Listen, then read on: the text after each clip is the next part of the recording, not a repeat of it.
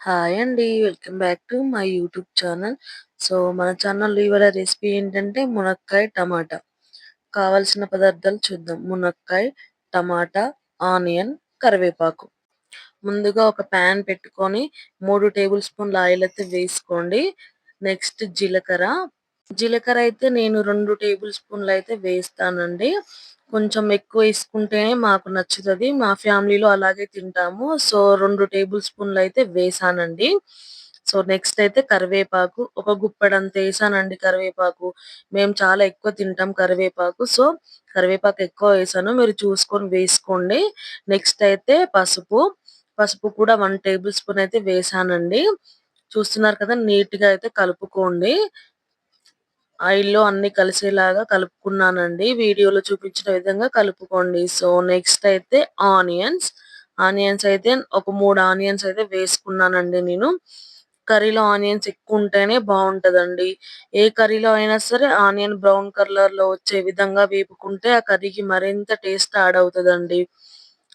Next అయితే అల్లం వెల్లుల్లి పేస్ట్. ఒక స్పూన్ అయితే వేసుకున్నానండి అల్లం వెల్లుల్లి పేస్టు. అది అడగంటకుండా కలుపుతూనే ఉండాలి అల్లం వెల్లుల్లి పేస్టు. లేదంటే మాడిపోతది. నీట్‌గా ఆయిల్‌లో డీప్ ఫ్రై అయ్యింది అల్లం వెల్లుల్లి పేస్టు.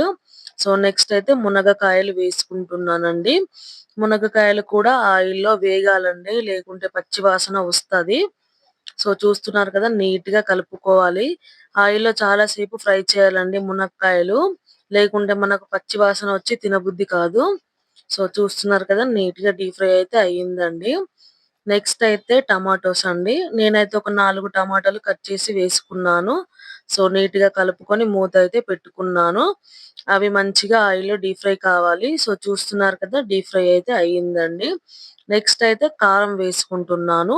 ఒక 3 టేబుల్ స్పూన్ల కారం అయితే నేను వేసుకున్నానండి. మునక్కాయ కూరలో కొంచెం కారం ఎక్కువే వేసుకోండి. టమాటోస్ ఏస్తున్నాం కదా! తియ్యదనం అనేది వచ్చేస్తుంది టమాటాలకి. కారం కొంచెం ఎక్కువేసుకుంటే ఆ కర్రీకి టేస్ట్ బావుంటదండి. చూస్తున్నారు కదా! నేనైతే 3 టేబుల్ స్పూన్‌లేసుకున్నా. మీరు తినేదాన్ని బట్టి మీరు వేసుకోండి. నీట్‌గా కలుపుకొని మూత అయితే పెట్టుకున్నానండి. అది మగ్గాక చూద్దాం. చూస్తున్నారు కదా! ఇప్పుడు మగ్గిందండి. అది నీట్‌గా మగ్గాక వాటర్ అయితే వేసుకున్నానండి. ఒక హాఫ్ గ్లాస్ వాటర్ అయితే వేసుకున్నాను.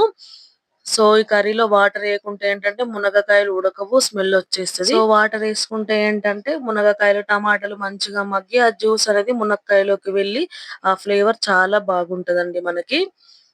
నేనైతే బాయిల్డ్ ఎగ్ కూడా వేస్తాను. అది మీ ఇష్టం. ఆప్షనలే అండి బాయిల్డ్ ఎగ్ వేసుకోవడం. నేనైతే బాయిల్డ్ ఎగ్ వేస్తాను. టేస్ట్ అయితే చాలా బావుంటదండి. మునగకాయ స్మెల్లు, టమాటా స్మెల్ అంతా ఎగ్స్‌కి పట్టి ఎగ్స్ అయితే చాలా బావుంటాయండి. బాయిల్డ్ ఎగ్ సప్పసప్పగా ఉంటది గదండీ తింటే. ఇలాగో తింటాం గదా! కర్రీలో వేసుకుంటే ఆ టేస్ట్ అయితే చాలా బావుంటది. చూస్తున్నారు గదా! వీడియోలో చూపించిన విధంగా కర్రీ అయితే ఇలా మగ్గాలండి. మునగకాయ టమాటా కర్రీ అయితే మీకు నచ్చిందని అనుకుంటున్నానండి. నా రెసిపీ గనక మీకు నచ్చినట్లయితే లైక్ చేయండి, షేర్ చేయండి, కమెంట్ చేయండి, సబ్స్క్రైబ్ చేసుకోండి. వ్యూస్ వస్తున్నాయి కానీ సబ్స్క్రైబర్‌లయితే పెరగట్లేరండి. సబ్స్క్రైబ్ అయితే చేసుకోండి.